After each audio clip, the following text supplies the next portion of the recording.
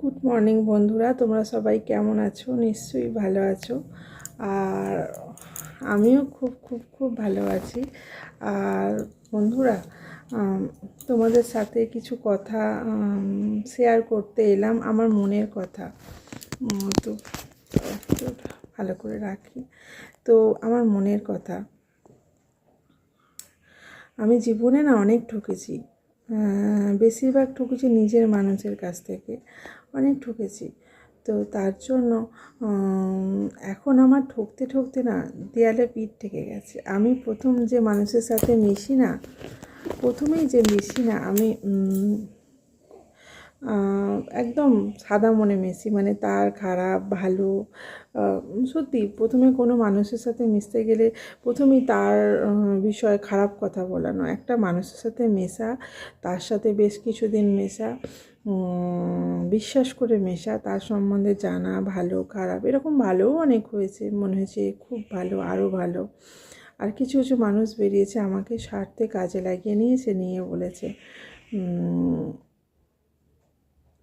তারপর বলেছে খারাপ। আর আমি এমন একটা মানুষ, প্রথমে তো ভালোভাবে মেশি, তারপর যখন দেখতে পেলাম যে সে আমাকে তার সুবিধার্থে কাজে লাগাচ্ছে, তখন আমি তার পাশ থেকে সরে যাই।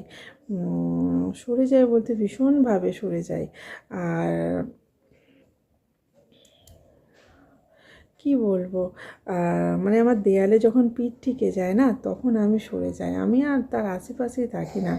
আর সব থেকে বড় কথা, তার মুখ পর্যন্ত দেখি না। আমার নিজের পার্সোনাল লাইফে হয়েছে একজন, আমি আসছি যাচ্ছি তার মুখের দিকে তাকাই না। সে আমার সাথে হয়তো কথা বললো, আমি মুখটা তুলে তার দিকে তাকিয়ে কথা বলি না। মানে আমি আঘাতটা খেয়েছি তো আমি বুঝি। তাই বন্ধুরা, জীবনে কাউকে ভালোবাসতে গেলে, এটা শুধু ভালোবাসার প্রেমের কথা বলছি না, এটা অনেক সম্পর্ক, বন্ধু বান্ধব হোক, কাজ করতে গিয়ে লাইফে আমরা অনেক বন্ধু বান্ধব পাই, তো তাদের কথা বলছি। আর রিলেটিভের কথা বাদই দাও, রিলেটিভরা কীরকম জানো বন্ধুরা, তুমি যদি কিছু করে বড় হতে চাও, হয়তো দেখছে, তখন আর তোমাকে ভালো পাত্তা দেবে না, কারণ তোমার ভালো জিনিসটাতে তাদের জ্বলছে, এরকম একটা হয়। আর আমি যেমন আমার পার্সোনাল লাইফে হয়েছে, আমার সাথে কথা বলে কথা বলে কথা বলে, এখন দেখছি আমি ইউটিউবে একটুখানি বেশ দাঁড়াচ্ছি, মানে বেশি দাঁড়ায়নি, এখনও ইনকাম আমার শুরু হয়নি, তবুও আমার সাবস্ক্রাইবারটা একটু বেড়েছে। তখন কি করছে জানো বন্ধুরা, তারা আমার সাথে আর কথা বলছে না। আমি এবারে রিসেন্ট লক্ষ্য করেছি, আগে যারা কথা বলতো, এখন তারা হ্যাঁ বলে চলে যাচ্ছে, কথা বলছে না। আমি যে কথা বলছি আমার সাথে কথা বলছে না, এরকম হচ্ছে। তো আমি বুঝতেই পারছি খুব নিজের লোক তারা আমার, ধরো রক্তেরই সম্পর্ক। বুঝতে পারছি তুমি খেতে না পেলে বন্ধুরা, কিংবা তুমি খুব খারাপ আর্থিক দিক দিয়ে যদি খারাপ থাকো, তো বলবে হ্যাঁ হ্যাঁ হ্যাঁ তেনা তেনা বলবে।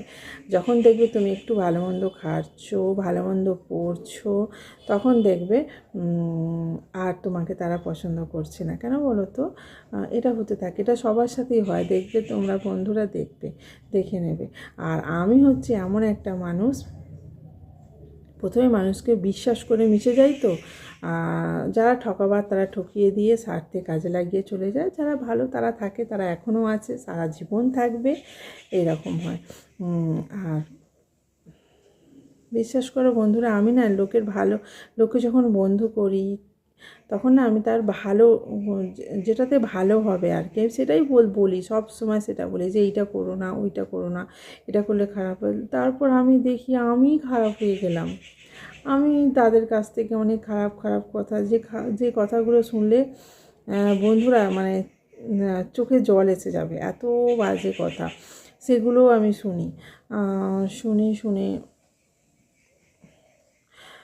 সেগুলো শোনার পর ভাবি এটা ঠিক ছিল না, এইরকম।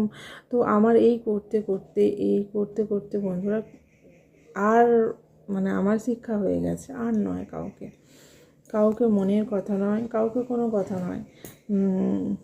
বন্ধু বান্ধব সব বাইরে বাইরে, বাড়ির বাইরে, মনের বাইরে, আর কেউ ভেতরে নয়। আর কারোর সাথে আর ডিপভাবে, তোমরাও কারোর সাথে যখন মিশবে, জেনে মিশবে এরকমভাবে। আমি না ভীষণ চরম ঠকেছি, ভীষণ চরম। আমি বলবো না আমাকে কেউ ঠকিয়েছে, ঠকিয়েছে বলবো না, ঠকাবে। আমি যতক্ষণ না তাকে সুযোগ দেবো সে আমায় ঠকাবে কী করে? আমি ঠকানোর সুযোগ দিয়েছি তাই তো সে আমায় ঠকিয়েছে। সবই আমার দোষ, কারোর কোনো দোষ নেই।